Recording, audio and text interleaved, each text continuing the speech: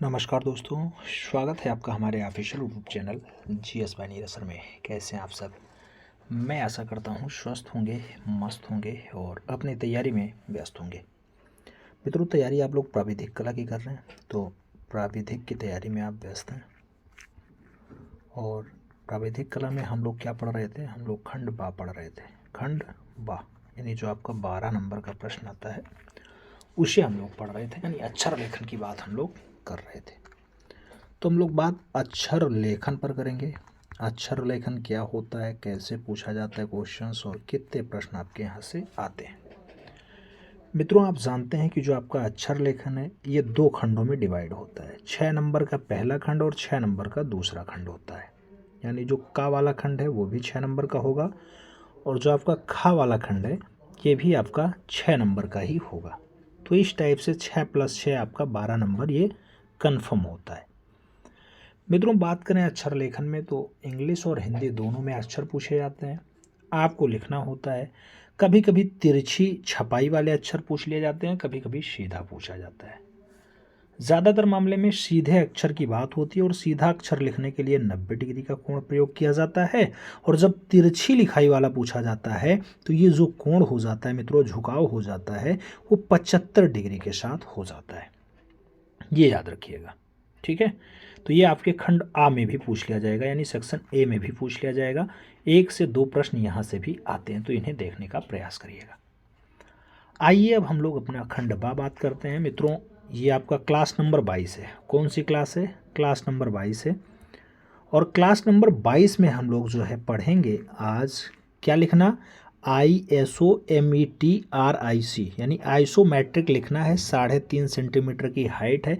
छायायुक्त अंग्रेजी अक्षर में चित्रित कर देना है, यानी हमें सीधा सीधा आइसोमेट्रिक लिखना है।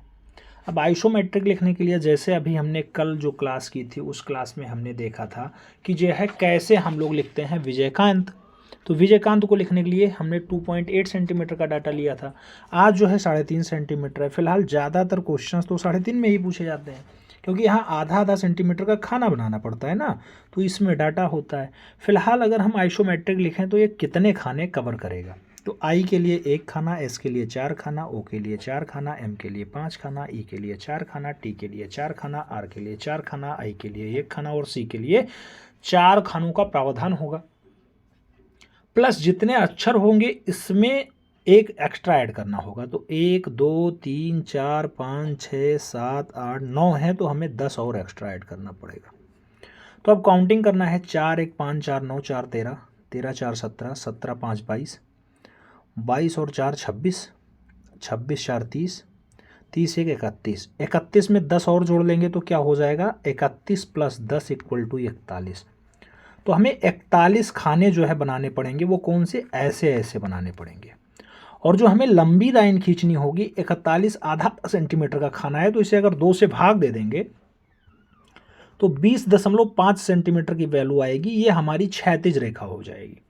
तो हमें जो ये वाली रेखा खींचनी है, ये वाली, ये हमारी कितनी हो जाएगी? 20.5 सेंटीमीटर हो जाएगी। हमें जो ये पैरेलल समानांतर रेखाएं खींचनी है वो कितनी? तो टोटल हमें 3.5 में लिखना है, तो 4.5 सेंटीमीटर हाइट लेंगे, क्योंकि आधा सेंटीमीटर का खाना ऊपर छोड़ देंगे और आधा सेंटीमीटर का खाना हम नीचे छोड़ देंगे, बीच में लिखेंगे, तो 3.5 ये हमारा शेष बच जाएगा। तो इसको हमें 9 पैरेलल लाइनों में सीधे सीधे आपको रखना है, समानांतर लाइनों में। दूसरी बात, ये वाली कितनी लाइनें रहेंगी? तो ये वाली लाइनों की जो संख्या है मित्रों, ये 41 खानों में है, तो 41 लाइनें आपको बनानी है। ये बातें समझ में आनी चाहिए। समझ में आई? अब आओ ग्राफ बनाते हैं, फिर इसे सॉल्व करते हैं। ग्राफ के लिए आप देखिएगा, 20.5 सेंटीमीटर लंबी रेखा बढ़िया से ऐसे खींचिएगा, फिर इसे ऐसे समानांतर रेखाएं आपस में खींच लीजिए। समानांतर का मतलब ये होता है जो आपस में कहीं भी मिले ना और एक दूसरे को काटे ना, और सीधी रेखा निकल जाए, वही समानांतर रेखाएं कहलाती हैं। तो सीधी सीधी रेखाएं आप देख रहे हैं कैसे चल रही हैं। सभी का बराबर काम होता है, सभी बराबर नंबर लेके आते हैं। एक प्रश्न आप सॉल्व करेंगे, ये प्रश्न आपको 6 नंबर दिलाएगा सीधे। मुश्किल से 15 मिनट लगेगा सॉल्व करने में, लेकिन जब आप प्रैक्टिस कर लेंगे तो यह 8 से 10 मिनट में आपका हो जाया करेगा। प्रैक्टिस से ही सब कुछ संभव है मित्रों। कोई ये सोचता हो कि हम विदाउट प्रैक्टिस कर लेंगे, डायरेक्ट परीक्षा में देंगे, तो ऐसा संभव नहीं है। ये आपने लाइनिंग खींच ली, अब आपको जो है ये वाली लाइनिंग खींचनी होगी, क्योंकि ऐसी लाइनिंग की ज़रूरत कितनी है 41, यानी 41 खानों में इधर डिवाइड करना है। फिर लिखने की बात आएगी, तो ऐसे खाने आपस में आप डिवाइड करिएगा बढ़िया से, और बांटने के बाद फिर इसमें लेखनी का काम शुरू होगा। तो जब आप इसे पेंसिल और पटरी से करेंगे तो बहुत अच्छी लाइनें, एकदम सीधी लाइनें आपको देखने को मिलेंगी। लेकिन वही जब हम यहाँ डिजिटलाइज कर रहे हैं तो थोड़ी सी दुविधाएं कभी कभी आ जाती हैं, देखते होंगे कभी कभी ओवरलैप कर जाती है कोई लाइन, तो ये आपस में कटेंगी नहीं, कहीं भी सीधी रहेंगी, एकदम सीधी लाइनें रहेंगी और बढ़िया लाइनें रहेंगी। ठीक है, जिन्हें कोई दिक्कत ना आए। तो पैरेलल ग्राफ ऐसे आपको बनाना पड़ेगा, और ग्राफ बनाने के बाद ही आपका अगला काम होगा। तो ऐसा ग्राफ आपको तैयार करना है, और ग्राफ तैयार करने के बाद फिर उसमें आपको अक्षर लेखन का काम करना है। फिलहाल ग्राफ तैयार होने वाला है, आप देख रहे हैं 41 खाने आपके ऐसे रहेंगे सीधे सीधे वाले, 41 खानों की आवश्यकता आपको ऐसी रहेगी।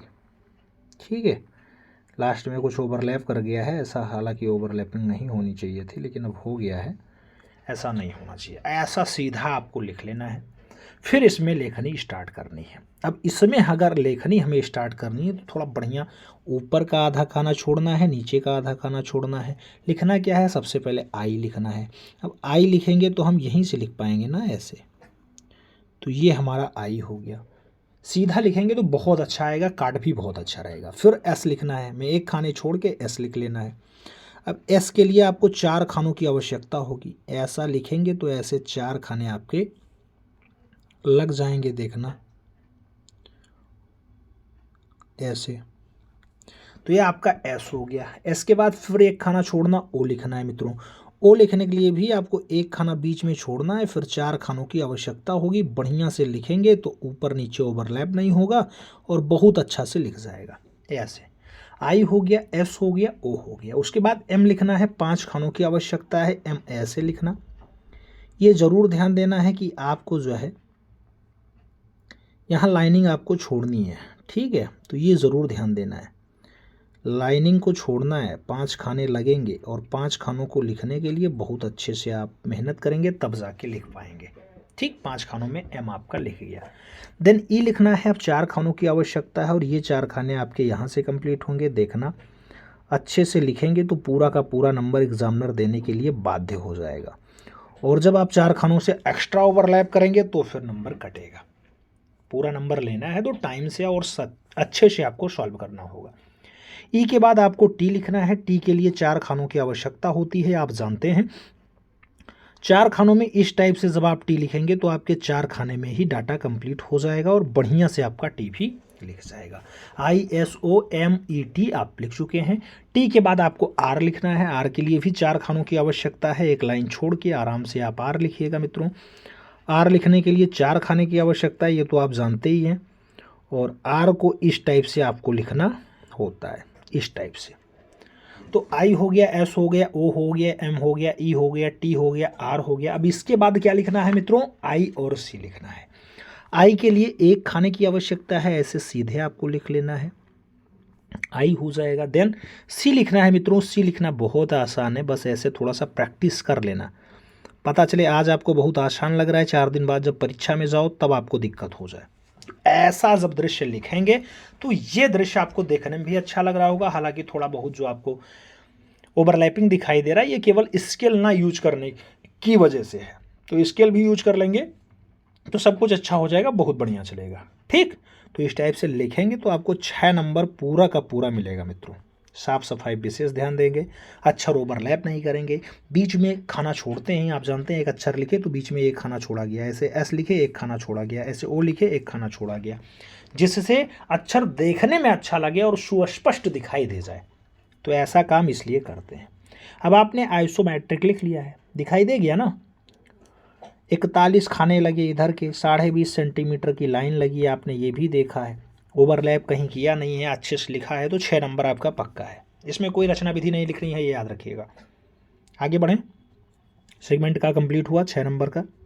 अब सेगमेंट खा हम लोग सॉल्व करेंगे इसी में। खंड ख, खंड खा के लिए भी 6 नंबर का ही डाटा है मित्रों। 6 नंबर इसके लिए भी निर्धारित है। 1 सेंटीमीटर की ऊंचाई में तिरछी लिखाई अक्षरों में निम्नलिखित वाक्य लिखिए। अब यहाँ आपको तिरछी ऊंचाई में लिखना है, यानी तिरछी लिखाई मतलब आपका इटालियन भाषा में लिखना है। और इटालियन भाषा में लिखने के लिए जो आपका ये वाला कोण होगा मित्रों झुकाव के साथ, ये आपका 75 डिग्री का होगा। इस 75 डिग्री कोण के साथ लिखना है। यहाँ की जो लेखनी होती है मित्रों, जो रेशियो बनाया जाता है ये आपका बनता है 2:3:2। तो ये 2:3:2 का रेशियो में लिखा जाता है डाटा। जैसे आप देखते हैं एकता में ही शक्ति है, ये डाटा लिखा गया। तो एकता में ही शक्ति है 1 सेंटीमीटर की ऊंचाई में पूरा लिखा गया है। चाहे आप हिंदी में लिख दो, चाहे इंग्लिश में लिख दो। आप रेशियो देख रहे हो कि ऊपर का 2 है, बीच का 3 है और नीचे का 2 रेशियो है। ऐसे रेशियो में आपको यहाँ भी लिखना है। ओवरऑल हाइट जो आपकी होती है वो आपकी लीन जाती है मित्रों। ओवरऑल हाइट आपकी देखी जाएगी कि ओवरऑल कितनी है। ये आपका 2 का रेशियो है, ये आपका 3 का रेशियो है, ये आपका 2 का रेशियो है। देख रहे हैं ना। इसमें आपको यूनिटी लिखना है। जैसे इंग्लिश लिखना थोड़ा आसान होता है, ओवरऑल हाइट देखना ये 1 सेंटीमीटर रहेगा मित्रों। इसमें आपको चाहे ऊपर लिखो चाहे नीचे लिखो, जो अक्षर जैसा लिखा जाता है वैसे नंबर मिलता है। जैसे यू कैपिटल है तो यू आप ऊपर लेके जाएंगे, U, then N, then I, फिर टी और वाई नीचे आएगा तो ऐसे जाएगा। यूनिटी हो गया। झुकाव देख रहे हैं ना कि झुकाव ये 75 डिग्री के साथ है, 75 डिग्री झुकाव के साथ ही लिखा जा रहा है। सीधा लिखेंगे नंबर कट जाएगा। यूनिटी के बाद इज लिखना है तो वो भी ऐसा झुकाव के साथ रखना इज। फिर दा लिखना है तो उसको भी झुकाव के साथ ही रखना है, THED। उसके बाद स्ट्रेंथ लिखना है तो वो भी STRENGT, उसके बाद H, strength. Then full stop लिखा था तो फुल स्टॉप हमें लगाना ही लगाना है। इस टाइप से लिखेंगे, ओवरलैप नहीं करेंगे, आपस में सुस्पष्ट दिखाई देगा, साफ साफ दिखाई देगा। तो 6 नंबर आपको यहाँ भी मिल जाएगा। अब मान लो ये लिखने में आपको दुविधा हो रही है, तो ये लिखने में अगर दुविधा हो रही है तो फिर इसके स्थान पे एक ऑप्शन आएगा मापनी का। मापनी का आप क्वेश्चन सॉल्व करेंगे तो भी अब 6 नंबर मिलता है। पहले मापनी का ज़्यादा नंबर मिलता था, लेकिन अब 6 ही नंबर मिल रहा है। तो अगर मान लो वो नहीं कर पाते हो तो 6 नंबर के लिए आप मापनी सॉल्व कर सकते हो। अगर ये ऑप्शंस नहीं कर रहे हो, फर्स्ट यानी का तो अनिवार्य ही है, जो का वाला ऑप्शन है वो तो अनिवार्य है, वो तो करना ही करना पड़ेगा। तो ज़्यादातर लोग जो है लेखनी ध्यान दे लेते हैं, वो लेखनी पूरा का पूरा नंबर पा जाते हैं, क्योंकि मापनी में उन्हें रचना विधि भी लिखनी पड़ेगी। फिलहाल इसके बाद अब हम लोग मापनी ही पढ़ेंगे, कल से मापनी ही पढ़ेंगे और मापनी को देखने का प्रयास करेंगे, समझेंगे कैसे मापनी होती है, कैसे काम करती है। तो हमें उम्मीद है कि आज की जो क्लास नंबर 22 है आपको समझ में आई होगी और इसमें आपने देखा आइसोमेट्रिक कैसे लिखते हो, इसके साथ यूनिटी इज द स्ट्रेंथ आपने लिखा। ये दोनों शब्द कैसे लिखे जाते हैं, परीक्षा हाल में कैसे लिखेंगे और कैसे आपका पूरा नंबर मिलेगा। हमें उम्मीद है बातें समझ में आई होंगी। समझ में आई हैं मित्रों तो एक बार क्वेश्चंस 2 से 3 बार आप सॉल्व कर लेना, ठीक है। आपको आता है तब भी 2 से 3 बार लगाना। क्यों? क्योंकि मित्रों जब आप लगाएंगे तो आलस्य दूर हो जाएगा, इससे क्वेश्चन सॉल्व करने की जो क्षमता है वो और बढ़ेगी, निखार आएगा। तो जरूरी है मित्रों, ठीक है, कर लेना। मिलते क्षण में, तब तक के लिए दिल से सल्यूट। जय हिंद।